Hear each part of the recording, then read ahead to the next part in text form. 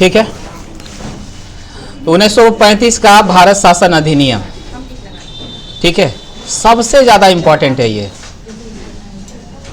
Question की दृष्टि से। साइमन कमीशन, देखिए आप देखेंगे 1919 के भारत शासन अधिनियम में प्रावधान किया गया था कि हर 10 वर्ष पर चेकिंग होगा, कि कोई कमी तो नहीं रह गई, उस कमी को पूरा किया जाएगा। ठीक है, जैसे 1909 में जो कमी थी 1919 में उसको पूरा किया गया, 1919 में जो कमी थी उसको 1929 में पूरा करना था, और 1929 में एक नया एक्ट आने वाला था, भारत शासन अधिनियम 1929 आता। लेकिन हुआ ये कि उसके जांच के लिए जो लोग आए थे 7 लोग, ठीक है, 7 के 7 अंग्रेज थे, और इसीलिए तीव्र विरोध हुआ उसका कि आप कानून बनाने वाले हैं भारत के लिए, लेकिन भारत का एक भी सदस्य तो है ही नहीं, 7 के 7 अंग्रेज हैं। भारतीय लोग इसको बर्दाश्त नहीं किए और साइमन कमीशन का विरोध शुरू हो गया। देखते देखते पूरे देश में साइमन कमीशन का विरोध हो गया। हाँ, और इसी कारण 1927 में जो साइमन कमीशन थी वो किसी भी निष्कर्ष पर पहुंच ही नहीं पाई, क्योंकि वार्ताकारों ने उससे वार्ता ही नहीं किया। ठीक है, वार्ता नहीं हुआ तो इसीलिए वो किसी भी सुझाव देने की स्थिति में था नहीं। अंततः उसने असफल होकर के यहां से लौटना प्रारंभ कर दिया, गया इंग्लैंड जाने के बाद बोला कि वहां जाकर के नहीं होने वाला है, लोग बहुत विरोध कर रहे हैं, एक काम कीजिए, जितने भी महत्वपूर्ण नेता हैं उसी को यहां बुला लीजिए। और इसी तरह से गोलमेज सम्मेलन का आयोजन हुआ, राउंड टेबल कॉन्फ्रेंस, और 3 गोलमेज सम्मेलन होते हैं, और 3 गोलमेज सम्मेलन प्लस साइमन कमीशन का थोड़ा बहुत सुझाव, ठीक है, दोनों को मिला करके बनाया गया भारत शासन अधिनियम 1935। ठीक है, तो देखिए अब कह रहा है कि यह साइमन कमीशन की रिपोर्ट पर आधारित थी। समझ में आ रहा है? रिपोर्ट पर आधारित था, लेकिन सभी वार्ताकारों से, सभी पक्षों से तो बात नहीं हो पाई थी, इसीलिए गोलमेज सम्मेलन बुलाया गया था।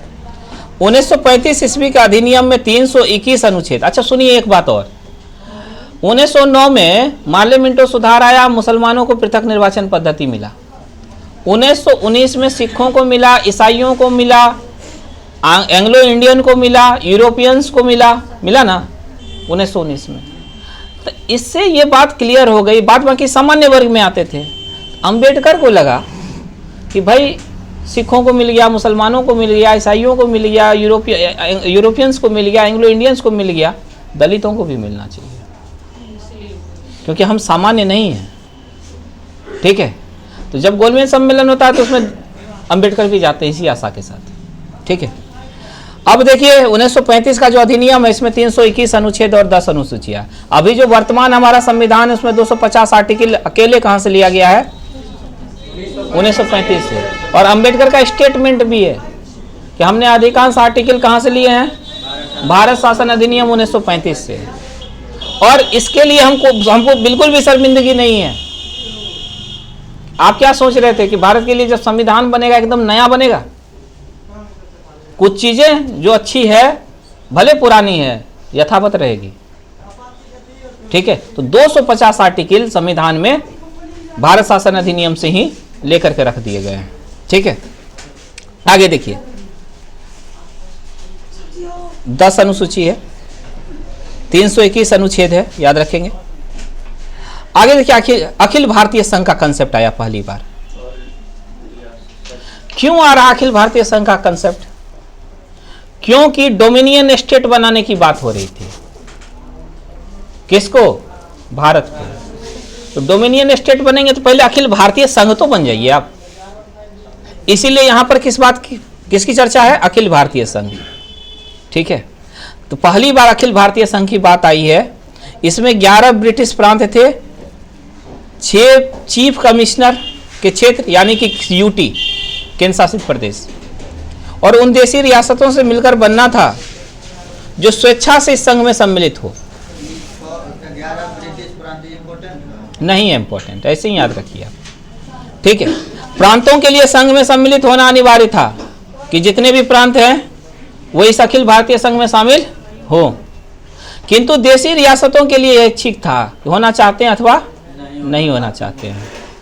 देशी रियासत संघ में सम्मिलित नहीं हुई और प्रस्तावित संघ की स्थापना संबंधी घोषणा पत्र जारी करने का अवसर ही नहीं आया। शामिल ही नहीं हुआ था कोई मतलब, इसीलिए 565 रियासत है अखिल भारतीय संघ होने के बावजूद। तब न जाते हैं सरदार वल्लभ भाई पटेल सभी देशी रियासतों को कहते हैं भारत में विलय कर लीजिए।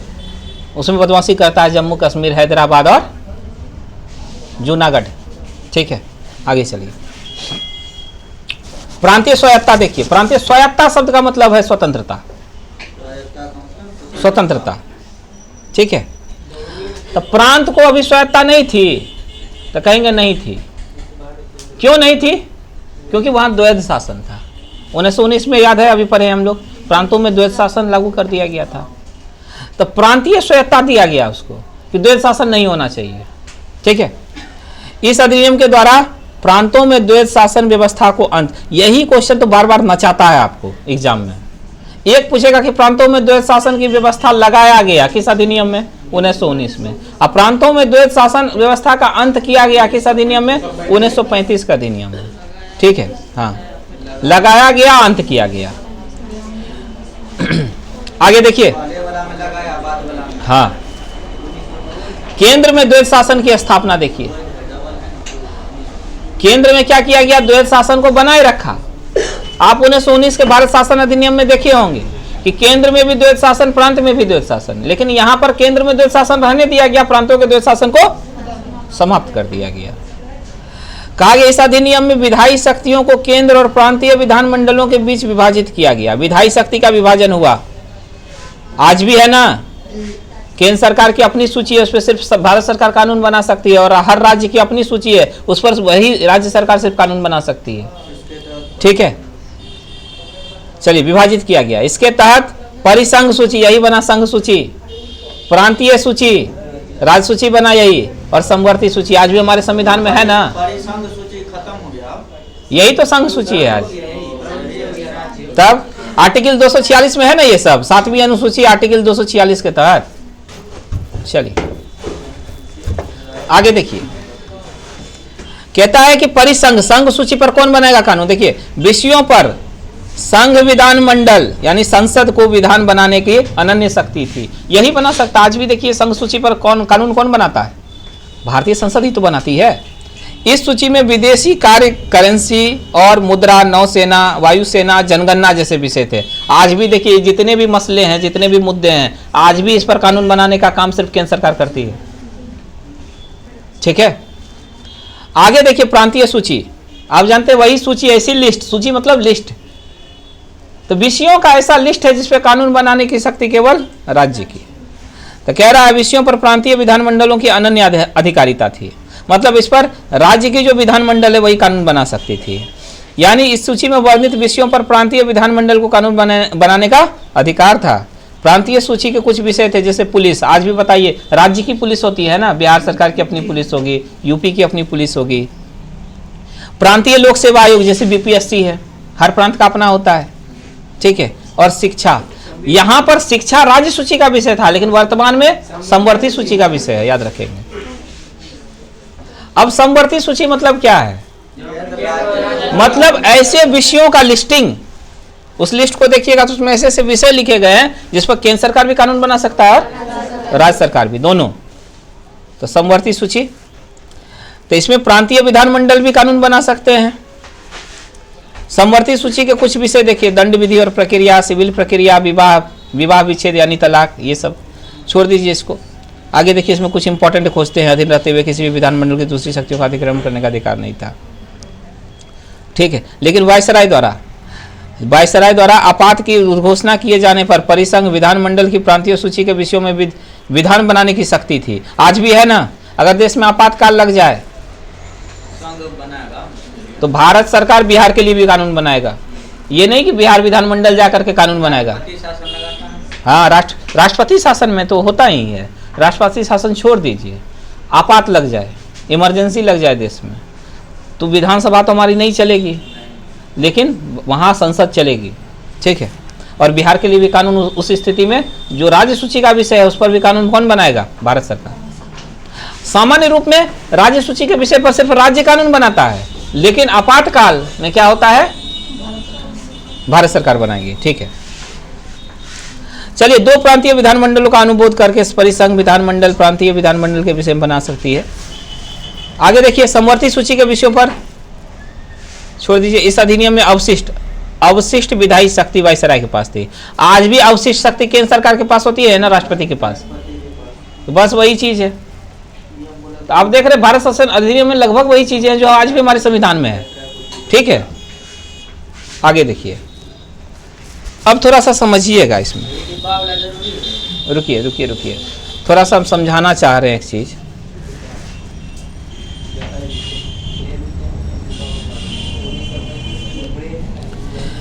देखिए, 1919 का जो अधिनियम था ना, उसमें क्या किया गया था,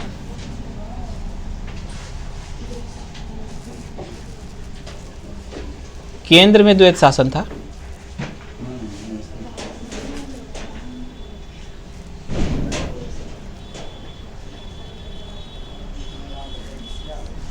और राज्यों में भी, यानी प्रांत,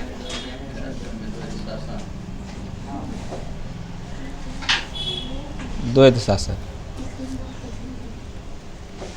समझिएगा, केंद्र में जो द्वैत शासन था, इसको कौन देखता था, केंद्र सरकार ने। इसमें 2 सदन थे, कौन था, राज्य परिषद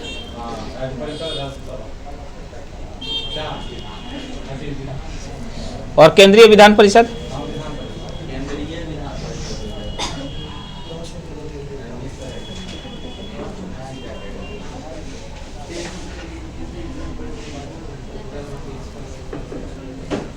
अच्छा रुक जाइए, थोड़ा सा देख लीजिए। राज्यों में जो द्वैत शासन है, इसमें क्या होता था, राज्य विधान परिषद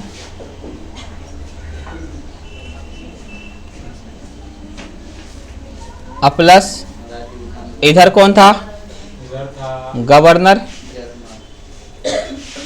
और उसकी परिषद, कार्यकारिणी परिषद।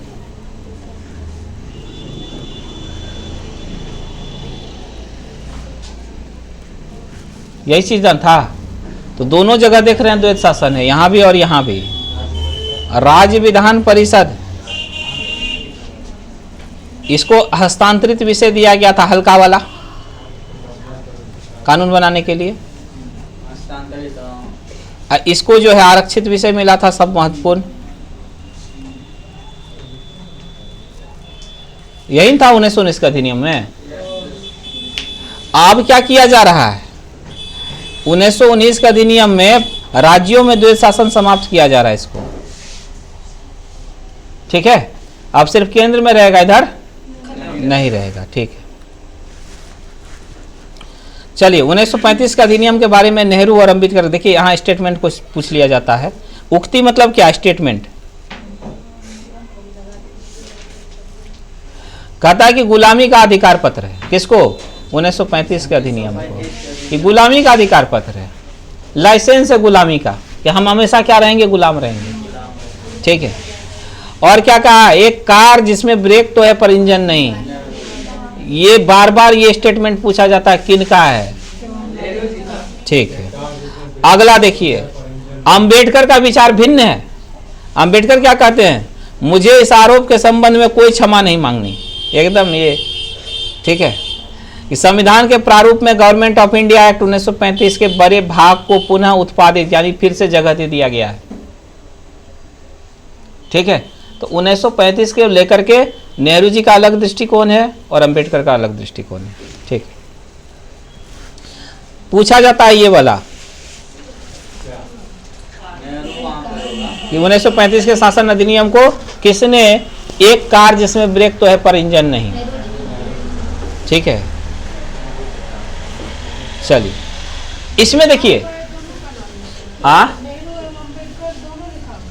नहीं, अंबेडकर का अलग स्टेटमेंट, नेहरू 2 स्टेटमेंट दिए हैं इस पे, भारत शासन अधिनियम 1935 को लेकर के। एक तो गुलामी का अधिकार पत्र कहा है, लाइसेंस है, और दूसरा स्टेटमेंट नेहरू जी का है कि एक कार जिसमें ब्रेक तो है पर इंजन नहीं। ठीक, इसमें तो दोनों भी है, बात सही है। हाँ, नेहरू जी का अलग है, अम्बेडकर का। अम्बेडकर समर्थन कर रहे हैं भारत शासन अधिनियम 1935 का, और नेहरू जी विरोध कर रहे हैं भारत शासन अधिनियम 1935 का। ठीक है, अब आइए इसमें क्या है, संघीय न्यायालय की व्यवस्था है। ओके, एक मिनट, संघीय न्यायालय की व्यवस्था। अब देखिए पूरा सिस्टम आपका तय होने वाला है। तो अब एक देश में एक सुप्रीम कोर्ट होना चाहिए। अभी तक जो आप देखे थे कि 1774 में जो पहला सर्वोच्च न्यायालय बना था कलकत्ता में बना था, और उसका अधिकार क्षेत्र बहुत सीमित था। लेकिन अब जो बनेगा ये अखिल भारतीय स्तर का न्यायालय होने वाला है। ठीक है, इसका अधिकार क्षेत्र प्रांतों में तथा रियासतों तक विस्तृत है, यानी ब्रिटिश राज्य का भी मुद्दा देखेगा और प्रांतों का भी मुद्दा देखेगा। इस न्यायालय में एक मुख्य न्यायाधीश, याद रखिएगा इसको, 2 अन्य न्यायाधीश, तो कुल मिलाकर संरचना में 3 लोग हैं, एक मुख्य 2 अन्य न्यायाधीश। न्यायालय से संबंधित अंतिम शक्ति प्रिवी काउंसिल लंदन के पास होती थी। ठीक है, अंतिम शक्ति किसके पास? आमतौर पर होता यह था, न्यायालय ने जो फैसला दिया अंतिम होता था, लेकिन फिर भी अगर कोई गुहार लगाए तो अंतिम शक्ति किसके पास थी? प्रिवी काउंसिल लंदन के पास। ठीक है, क्योंकि ये सुप्रीम थी भारत के लिए सिर्फ, लेकिन इससे सुप्रीम कोर्ट थी लंदन में जो सुप्रीम कोर्ट था वो। महारानी। हाँ, क्या हो गया?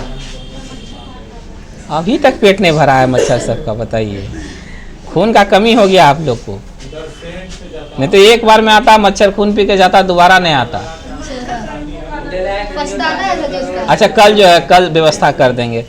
ठीक है, मच्छर अगरबत्ती है? मच्छर नहीं, भगवान का। अच्छा, देखिए ब्रिटिश संसद की सर्वोच्चता देखिए, इसमें यह सिद्ध कर दिया गया कि अगर कानून बनाने की सबसे बड़ी संस्था है तो वो ब्रिटिश संसद है। ठीक है, किसमें? भारत शासन अधिनियम 1935 में। किसी भी प्रकार के परिवर्तन का अधिकार ब्रिटिश संसद के पास है। इस अधिनियम में किसी भी प्रकार का परिवर्तन कर सकता है कौन? ब्रिटिश संसद। प्रांतीय विधानमंडल और संघीय व्यवस्थापिका इसमें किसी भी प्रकार का परिवर्तन नहीं कर सकती है। यानी भारत शासन अधिनियम बन करके आया है चूंकि संसद से, तो उसमें परिवर्तन भी करेगा ब्रिटेन की ही संसद। यहां की केंद्रीय विधानसभा या केंद्रीय विधान परिषद नहीं कर सकती है इसमें परिवर्तन। ठीक है, बात तो सही ही है। आगे देखिए, भारत परिषद का अंत कर दिया गया इस अधिनियम के द्वारा। भारत परिषद पूछता है, भारत परिषद का अंत। 1935 है ना? हाँ हाँ, चलिए आगे देखिए, सांप्रदायिक निर्वाचन पद्धति का विस्तार। 1935 एक मिनट, कहाँ जा रहे हैं? ठीक है, 1935 का अधिनियम के दौरान। हाँ ये सब 1935 ही देख रहे हैं तभी से। तो देखिए देखिए देखिए, सांप्रदायिक निर्वाचन पद्धति का विस्तार कर दिया, यानी धर्म के आधार पर फिर से क्या कर रहे हैं? अलगाववाद कर रहे हैं। अब इसमें क्या किया गया? तो संघीय और प्रांतीय व्यवस्थापिका में, यानी जो दोनों कानून बनाने वाली संस्था थी संघ स्तर पर और राज्य स्तर पर, उसमें विभिन्न संप्रदायों को विभिन्न प्रतिनिधित्व देने के लिए सांप्रदायिक निर्वाचन पद्धति को जारी रखा गया कि अभी भी जो मुस्लिम होगा वही मुस्लिम को वोट करेगा, जो ईसाई होगा वही ईसाई को वोट करेगा। ठीक है, जो एंग्लो इंडियन होगा वो एंग्लो इंडियन को वही वोट कर सकता है। इस तरह की व्यवस्था आज भी सोचिए अगर जारी हो जाए, हिंदू सिर्फ हिंदू को वोट करे, मुस्लिम सिर्फ मुस्लिम को, सिख सिर्फ सिख को, तो क्या दुर्दशा होगी? भारत टूटेगा ना। चलिए आगे देखिए, उसका विस्तार कहां तक कर दिया गया? अब अभी तक सिर्फ धर्म के नाम पर था, अब क्या किया गया? दलित जातियों को, कि जो क्षेत्र में दलित होंगे वहां से सिर्फ दलित कैंडिडेट ही उठेंगे और दलित कैंडिडेट को दलित लोग ही वोट कर सकेंगे। ठीक है, उसके बाद महिलाओं को, सिर्फ महिला को महिला ही वोट दे सकेगी। ठीक है, आगे देखिए, मजदूर वर्ग को सिर्फ मजदूर वर्ग ही वोट कर सकेगा। तो सांप्रदायिक निर्वाचन पद्धति जो धर्म तक सीमित थी उसका विस्तार और हुआ कि नहीं हुआ 1935 शासन अधिनियम में? तो एक बार ठीक से देखिए, थोड़ा सा सांप्रदायिक प्रथा, सांप्रदायिक निर्वाचन के आधार पर देख लेते हैं। 1909 में क्या किया? सिर्फ मुसलमानों को दिया पृथक निर्वाचन। 1919 में क्या किया, अब जो है मुसलमानों के अतिरिक्त ईसाइयों को दिया, सिखों को दिया, ठीक है। उसके बाद यूरोपियन, जो यूरोपियंस थे, एंग्लो इंडियन, उसको दिया गया, यूरोपियंस को दिया गया, इन लोगों को भी दे दिया गया। 1935 में क्या देख रहे हैं, पृथक निर्वाचन पद्धति का और भी अधिक विस्तार हुआ। अब महिलाओं को भी दिया, दलितों को भी दिया और मजदूर संघ को भी दे दिया गया। अब लगातार देख रहे हैं 1909 के बाद इस तरह की परिस्थिति, भारत को तोड़ा जा रहा है। अब बना रहे हैं अखिल भारतीय संघ, लेकिन संघ में सब टूटे हुए रहेंगे। चलिए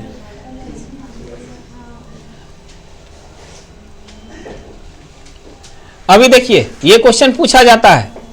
पहले जो बर्मा म्यांमार का क्षेत्र था वो भारत में मिला हुआ था 1935 से पहले, ठीक है। और इसी भारत शासन जब अखिल भारतीय संघ बन रहा था तो बर्मा को भारत से अलग कर दिया गया, ठीक है। म्यांमार अलग हो गया भारत से, किसमें, 1935। क्वेश्चन ये बहुत इंपॉर्टेंट है, बर्मा को कब भारत से अलग किया गया, किस अधिनियम में, 1935 के भारत शासन अधिनियम में, ठीक है। और नहीं पूछेगा, इधर छोड़ दीजिए।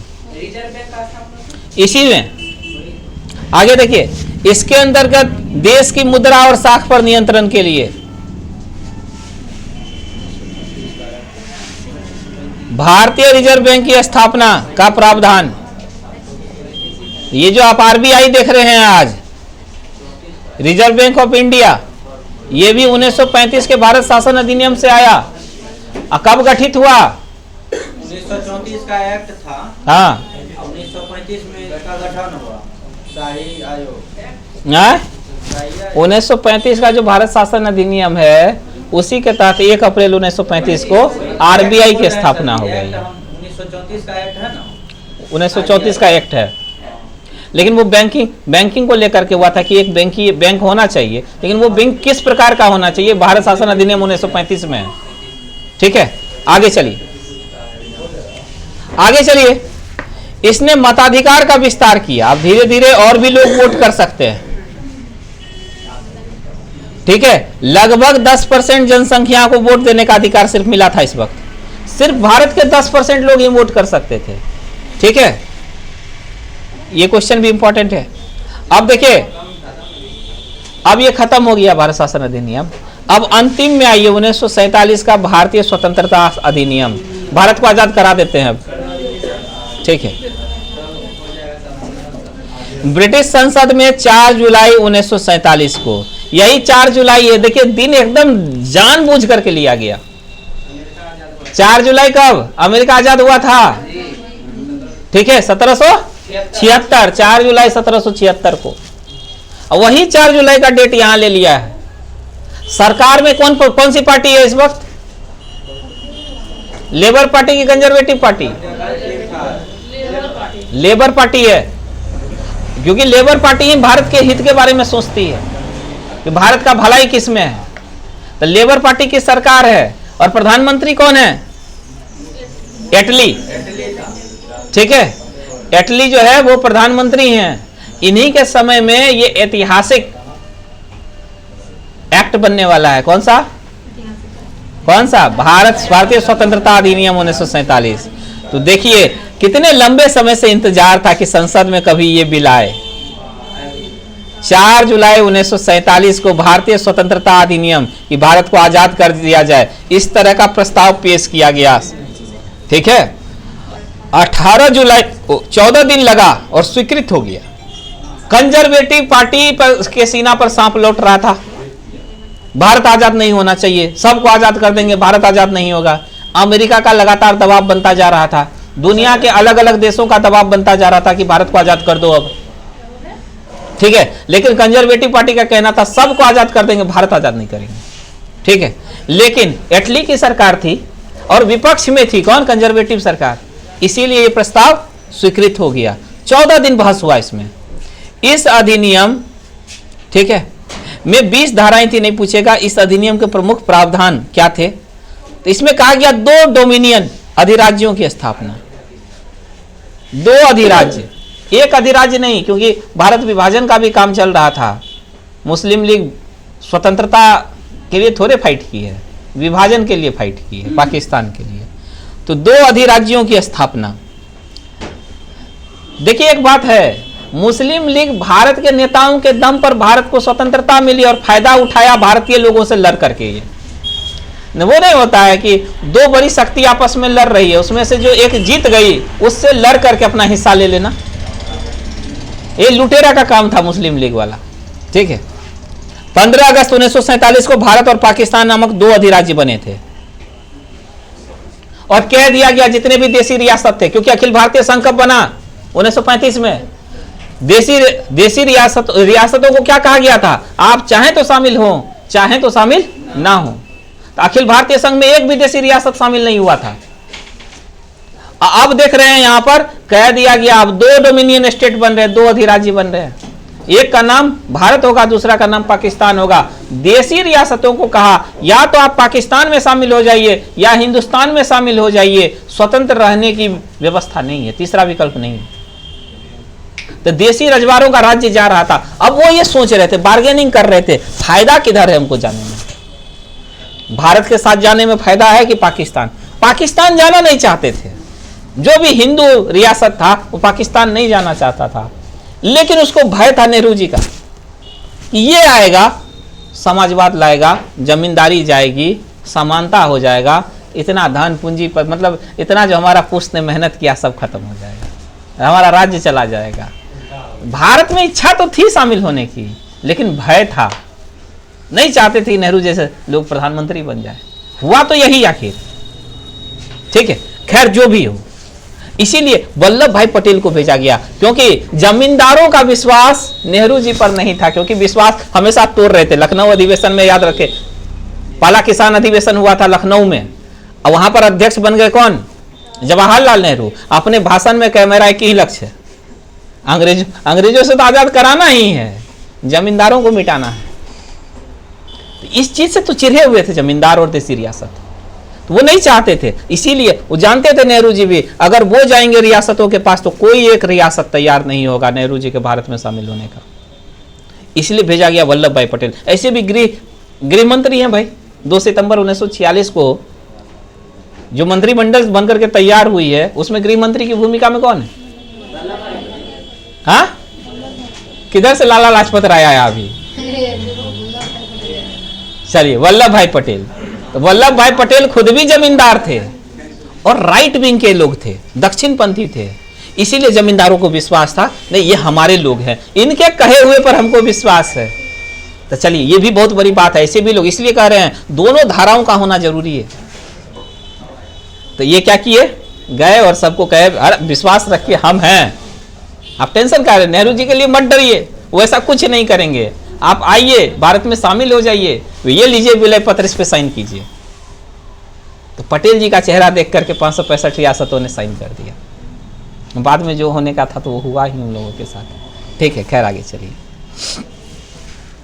तो 2 अधिराज्यों की स्थापना 15 अगस्त 1947 को भारत और पाकिस्तान बन गया। अब देखिए, हाँ मुसलमानों को एक फायदा जबरदस्त मिला, जो चीज हिंदुस्तान में नहीं हुआ वो पाकिस्तान में हुआ। पाकिस्तान में जितने भी नेता लोग पाकिस्तान बनाने की मांग कर रहे थे, वो या तो देसी रियासत के लोग थे, या बहुत बड़े पूंजीपति और जमींदार थे, या धार्मिक पदों पर बैठे हुए लोग थे, समझे? तो वो लोग जब पाकिस्तान बनाए तो पूंजीपतियों और आपका ये धार्मिक लोगों की मदद से पाकिस्तान बना। इसीलिए पाकिस्तान में आप देखेंगे कि समाजवादी लक्ष्य नहीं था। पाकिस्तान में मध्यम वर्ग आज भी विकसित नहीं हो पाया, लेकिन हमारे हिंदुस्तान में है। ठीक है, आगे देखिए। 15 अगस्त 1947 को 2 अधिराज्य बन गया। सत्ता का उत्तरदायित्व दोनों अधिराज्यों की संविधान सभा को सौंपी जाएगी। इस तरह के प्रावधान थे संविधान सभा। सत्ता का उत्तरदायित्व दोनों अधिराज्यों की संविधान सभा। ठीक है, तो पाकिस्तान की अपनी संविधान सभा होगी और हिंदुस्तान की। अच्छा, हमारा संविधान पहले बना कि पाकिस्तान का? किसका बना पहले? बन गया था ना भारत का, पाकिस्तान तो बाद में अलग हुआ ना भारत से। सुनिए न, पहली बात सुनिए, संविधान है, धर्मनिरपेक्ष संविधान नहीं है। ठीक, संविधान है वहां भी, बिना संविधान के थोड़े चल रहा है व्यवस्था। अब सुनिए, जब कैबिनेट मिशन बना था तो उस समय आप देखेंगे कि संविधान सभा में पहली बार जो है ना, संविधान सभा में मुस्लिम लीग के सदस्य भी आए थे। अब बाद में जब पाकिस्तान बनाने की बात हुई तो मुस्लिम लीग छोड़ करके भाग गए, इसीलिए लियाकत अली सब चला गया, वित्त मंत्री चला गया, दूसरा वित्त मंत्री हम लोग को खोजना पड़ा बाद में। जोगेंद्र नाथ मंडल जो कानून मंत्री थे, बी आर अम्बेडकर उसका स्थान लिए, जोगेंद्र नाथ मंडल पाकिस्तान भाग गए, वो लोग चले गए पाकिस्तान, समझ रहे हैं। तो अब देखिए वहां पर तो सब चले गए, तो यहां पर तो खाली हो गया। तो हमारा संविधान बनने में समय लगा 2 साल 11 महीना 18 दिन। और यहां से जो लोग भागे पाकिस्तान कि हम भारत के संविधान सभा को क्यों बनाएंगे, हम तो अपना पाकिस्तान चाहते हैं। अब बाद में आया ये स्वतंत्रता अधिनियम 1947, तो उसमें कह दिया गया कि अपना संविधान बना लीजिए। तो ये लोग अपना संविधान बनाने लगे। अब पाकिस्तान वाला इतना जल्दी, क्योंकि कुछ करना ही नहीं था, धर्म के नाम पर देश बनाना था। तो धर्म में, इस्लाम में जो व्यवस्था है उसी व्यवस्था को लगभग ले लिया, अपना देश बना दिया। उसका संविधान थोड़े धर्मनिरपेक्ष है, थोड़े समाजवादी है, थोड़े पंथ निरपेक्ष है, थोड़े लोकतांत्रिक है पूरी तरह से, न गणराज्य है ठीक से। हमारे संविधान की जो विशेषता है, संपूर्ण प्रभुत्व संपन्न भी नहीं है। कैसे नहीं है?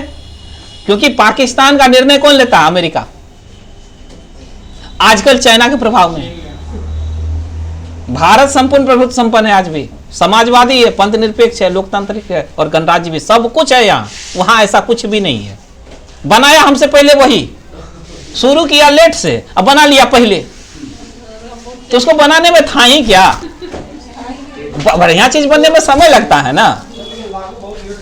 हाँ, क्या चीज लागू लेट से होगा, बनेगा पहले, ठीक है। इसके लिए बहुत लोग रोष भी किए कि भाई बताइए, पहले आजाद वही हो गया, पहले संविधान वही बना लिया, ठीक है। अरे पहले का क्या मतलब है, अच्छी चीज बनेगी तो लेट लगेगा ही। चलिए तब